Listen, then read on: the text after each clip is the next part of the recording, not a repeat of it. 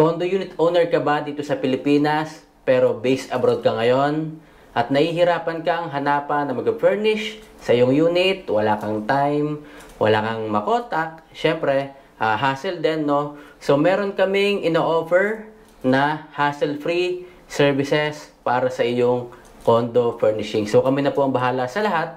Meron kami mga trusted na suppliers and local contractors na tutulong sa atin para ma-furnish ang iyong unit kahit based abroad ka. So, kung ikaw to, nahihirapan ka makahanap na mag-furnish, panoorin mo ang video na ito at para sa iyo to.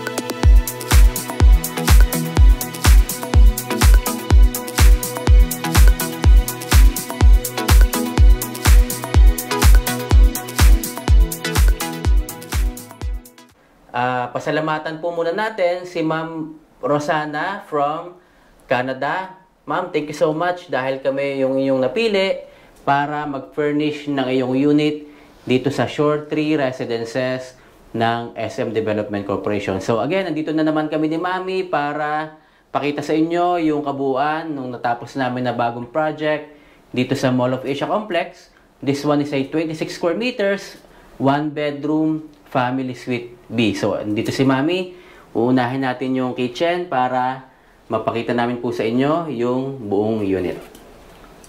Yan. Hello! Good morning! Yan. So, here, nandito kami sa Suite B, Family Suite B unit ni Ma'am Rosana. Hello po, Ma'am. Thank you sa inyong tiwala. So, first, papakita ko po sa inyo itong ating entrance.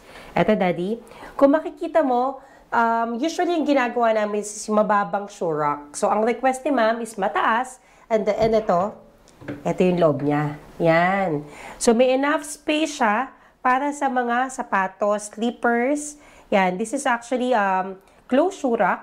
Yan. So, para at least hindi maalikabukan din yung mga shoes. So, here naman, napili din ni Ma'am. So, ang ganda ng kanyang kitchen. Palit kitchen. Yes. So, nagpalit tayo ng whole kitchen set. So, lahat ito ay ating kinostomize, ang ating countertop. So, makita niyo yung mga before pictures na iba yung colors nito. So, this one is a white countertop. Then, ito po, niretain natin yung kanyang stove and ang kanyang range hood. Yeah. Yan. So, the rest, binago na natin. So, nagbago tayo. And ang kanyang request, so, ito, nahabol naman natin na may ilaw na meron tayong glass door dito. Since gusto niya yung mga kanyang memorabilia, mga souvenirs, ay malagay makita din dito and makita. Yan. So, especially Daddy, si Ma'am Rosana, ayaw niya talaga ng maalikabok, yung nag-aano ng dust. So, for picture purposes natin ng ating mga design dito, since pag umuwi sila dito, sila na yung bahalang maglagay doon sa mga gamit nila. So, kung makikita mo, all white and talagang neutral colors lang ginamit natin. So, here we have this under sink, yung ginamit natin dito. Ayan. So, ang ganda, pinalitan natin yung sink niya. And also this one, yung kanyang base cabinet, pinalitan din natin. So, all white din tayo dyan. Then here, nagkaroon din tayo ulit ng extension cabinet for the microwave. Ayan. Yes. And then this is the 7.2 cubic na refrigerator. Yan.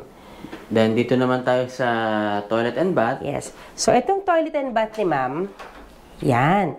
So here, wala tayo masyadong ginawa kung hindi itong ating mirror cabinet. So may ilaw tayo dito. Then this one, medyo kasi mataas yung kanyang sa washing machine. yes, faucet. itong ating faucet. Ito yung existing na. Machine. So, di na natin siya binago. So, eto, kaya dito is nagkaroon tayo ng shelves. So, this one is a 6 kilograms, 6.5 kilograms na washing machine. So, top load. So, ito yung talagang fit dito. So, 7.5 or 7, kasya pa naman. Pero, this one have enough space dito sa atin. Then, ito namang ating sink and itong ating cabinet dito is provided na. Niretain lang natin. Yes, niretain lang natin dito sa Shortry. Then ito, here, okay, so meron tayo ditong additional na water heater, glass enclosure, then the rest is provided na sa Shortry. ito, naglagay lang din tayo ng Yes, towel rack, then rack. bidet. bidet. Yeah. So, ayan, wala masyado sa ating toilet and bath. Dito ako nagulat sa ating living and dining area. Wow, pwede pala to. Yes. So actually, nung una, talagang nakailang revise kami ni Ma'am sa design. So hindi ko rin kasi in-expect na first time kasi natin makapaglagay na meron tayong divider dito for a suite B unit. So kung mapapansin mo, Daddy, eto eto yung space ko. Okay? So isang di pa lang halos to. Pero nagawan pa natin ang paraan na magkaroon tayo ng division na dito sa ating mini dining. So, ito is actually siningit lang natin dito. Kasi ang request ni Ma'am, first time ko rin maglagay ng 2 sofa bed sa sala. Okay? So, Tama. yes. So, ito is actually a sofa bed. This is a pull-out sofa bed. Since ito naman is kinostomize ko itong kanyang table, na fit lang dito sa area na to, kung makikita mo, di ba? So, this is moving naman, itong mga chairs niya. Kaya talagang pwede naman tong alisin. Customize din yan, Mami, di ba? Yes, nagpa-customize ako. Wow, nice. Nagpa-customize ako ng chairs and ng table. Ganda. So, this one is a pull-out. Nasukat ko na to na kapag pinull-out mo tong sofa bed na to, kasya siya dito. Sakto lang. Yes. This is our wall clock na pinili rin ng ating client na si Ma'am Rosana. So, we're doing this because we want you na magkaroon kayo ng personal touch dito sa unit nyo, no? So, lahat ng mga nilalagay ko, usually tinatanong ko rin sa clients kung ano yung gusto nila. Okay? Para sila pa rin, kumbaga, yung may-ari talaga ng unit. Yes. Kumbaga, Personal touch. touch pa rin nila yung nilalagay natin sa loob ng unit. Sa taas, Mami. Yan, dito sa taas, kung makikita mo, yan, puno yan ng cabinet. So, talagang kinostomize natin, minaximize natin yung space. Talagang, kung may mga gamit si Ma'am from abroad na ilalagay dito, kasya naman dyan. Then here, okay, so naglagay tayo ng sliding door. So, look at this. So guys, before wala tong partition, no? So vacant lang siya, and then si Ma'am Rosana, yung ating unit owner, nag-decide na lagyan ng sliding door dito. Actually, ito rin yung nakikita ko na pwede talagang gawin, na maglalagay ka rito ng sliding door. Pwedeng hindi transparent, pwedeng transparent. So pwede mo siyang gawing isa pang kwarto dun dito, and then you have the aircon. So ayan, Mami. So, this one naman, ang choice ni Ma'am, hindi naman niya ginawang bedroom. So, ito yung may connection sa balcony. So, kung makikita mo, meron tayo ditong, this is actually 55 inches na smart TV. So, this is fluted panels. Then, meron tayo ditong backboard. Then, this is a hanging cabinet. So, ito, may storage tayo dito sa baba. Then, this one, Daddy, tinago rin natin yung kanyang column dito sa unit na to. So, ito yung part na may column niya. Hindi siya masyadong pansin. Ano? Yes. So, hindi siya nalata kasi parang isang straight lang yung kanyang fluted panels. Then, meron lang tayo ditong backboard sa ating TV. Then, itong taas. Yan. So, yan yung straight up to the kitchen, yung ating storage. Ayun. Tapos dito, merong Pin lights. pin light sa ilalim, guys. Yan. So, pwede nyo rin gawin. So, actually, pwede nyo gayahin yung mga nakikita nyo sa channel natin. And kung gusto nyo naman magpagawa, para less hassle na kayo, kontakin nyo lang po kami. So, dito, Mami, sa harap nitong ating TV. Yes. So, here, this is molding. So, meron tayo ditong nilagay na molding sa wall. Then, this one is actually choice din ng ating client. So, ang ganda, nakaka-relax. So, gusto niya kasi simple lang, hindi masyado magulo, and talagang maayos. So, ang ganda-ganda ng painting na nalagay natin. Then, this is actually a 3-seater sofa bed. So, turner yung ginawa natin na color. This is yung lagi nating nilalagay na ating Favorite natin na Yes, so may storage dito sa ilalim. At saka Yes, very durable po ito. Yes, and this one is nahihiga. So, pwede siyang gawing bed. So, hindi ko dito try kasi makikita mo naman sa space dito na kasya siya. Then, this one, Daddy, look, this is a vertical blind. So, request din ng ating client na gusto niya ganito.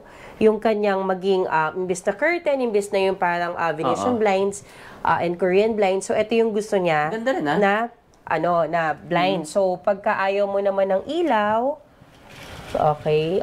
Sorry. Ayan, kapag gusto mo pala na ilaw, yan, gaganyan mo lang. Yan, pagka gusto mo naman siyang i-close, ayan, then, ano ba to? Yan. Nice. Okay. So, ayan guys, pwede rin yung vertical. Yeah. So, wala nang ilaw. Ito, pagkat sinarado natin, medyo nabablock na ngayong araw. So, ang ganda, malinis, puti lang. So, nasunod naman natin yung mga gusto ng ating client. Yan. Nice, Mami. Ang ganda niyan, ha? So, bagong design yan, guys. Again, pwede nyo siyang i-apply doon sa mga units na nakuha nyo rito sa Pilipinas.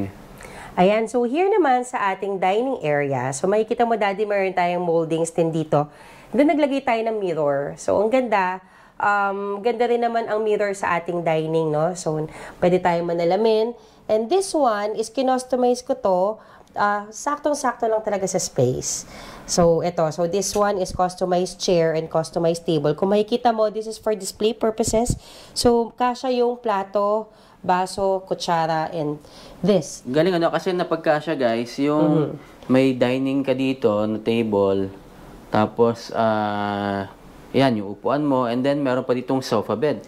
So, maraming makakapag-stay dito sa unit ni Ma'am Rosana kasi meron ditong pwede ka matulog, doon pwede ka matulog, and then pupuntahan naman natin yung ating bedroom. Yes. So here naman ang ating bedroom. Ayan. Kung makikita mo, Daddy, actually for number of people na pwede dito, madami, pero syempre, ang ating approve lang is 4. So this is just for visitors ni Ma'am na gusto magpahinga for a while. So this one sa ating bedroom, this is actually a design na talagang space saver because nagkaroon tayo ng pull out. So makikita mo, Daddy, this is a double bed with pull out. So ito.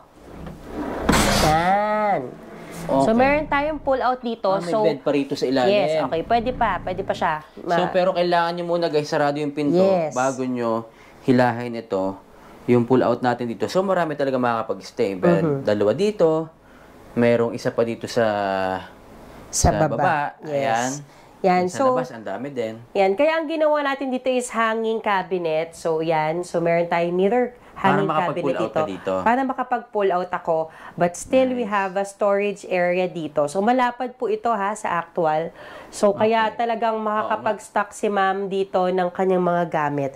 So, usod lang natin to para makuhanan ko yung ilalim nito kung gaano siya kalapad. Okay. So, ayan guys. May pin light ka dyan sa ilalim. So, malapad dyan. So, marami kang pwedeng mailagay. Then, you have another aircon here. Yes. So, dito sa living and dining meron. Then, another aircon dito sa ating kwarto. So, ayun. This one, sliding. Ayan. So, makakapaglagay ka dito ng mga damit mo. Ayan. Ito naman kabila. Dito ka mag-hanger ng iyong mga damit. So, dito sa ilalim, pwede ka pa rin maglagay ng mga gamit pa. Ito, pwede ka maglagay dito ng mga luggages kung hindi mo gagamitin itong itong pull-out. Itong pull-out mo. So, ayan, may space ka dito. Ito, sakto to for luggages. Ayan. Okay. Ayan. So, ayun. Meron pa ba tayong hindi na ipakita sa kanila, Mami? Ayan. So, Daddy, pakita ko lang. This one, kaya tayo meron ditong parang ganito. Is para sa cellphone at saka sa saksakan niya. Yun. Nandito sa ilalim yung ating outlet, saka yung ating yung switch natin. Yung switch and outlet. Ayan. Yan. Okay. So guys, I guess napakita na po namin sa inyo lahat. Again, if you want a hassle-free furnishing dito sa Pilipinas, kung ikaw man ay based abroad or kung nasa Pilipinas man po kayo, pero wala kayong time. Siyempre, mahirap. Meron tayong trabaho. Minsan, hindi nyo nagagawa yung trabaho dahil nag-iisip ka paano may furnish yung unit. So, nandito po kami para tulungan kayo. Yun yung good news. So, again, Ma'am Rosana, maraming pong salamat sa inyong tiwala dahil kami napili nyo para i-furnish tong unit nyo dito sa Pilipinas. So, habang nandyan kayo, nasa Canada, nagtatrabaho, nagagawa nyo yung gusto nyo. Kami naman, partner nyo rito. So, ayan, natapos yun yung property nang wala kayong hassle. So, thank you so much po sa inyo. Mami? Ayan, so thank you once again kay Ma'am Rosana sa pagtitiwala niyo sa amin. So, hope to see you pagka-uwi niyo po dito sa Pilipinas. And of course, I would like to thank our partners and family, Jen Empanya Brothers, Jomar Empanya Brothers, sa ating po mga angels na si LJ and si Kim. Thank you so much sa paglilinis and pag-aayos ng ating unit after the construction. Thank you so much. Ayan, maraming pong salamat sa inyong lahat at kung wala kayo, hindi natin to matatapos. So again, please subscribe to this channel para sa ating mga susunod pang vlog sa properties, furnishings, and tips na pwede nyo makuha sa channel na ito. Guys, pahabol ko lang, mapapansin nyo yung ating Jason Tomakas Realty. We change it to Focus Homes Realty. Pero it's the same lang po, no? Ang ginawa ko lang, mas in-expand lang natin yung ating services. So, not only for SMDC buyers, but for other buyers as well, other developers as well. So, pwede nyo makuha yung service natin. Kasi marami nagtatanong, marami nag-request, bakit SMDC lang? So, ngayon po, open na tayo sa lahat. Kaya, please support us and subscribe na rin po kayo sa ating channel. Again, this is Jason and tuparin nyo po ang inyong mga pangarap.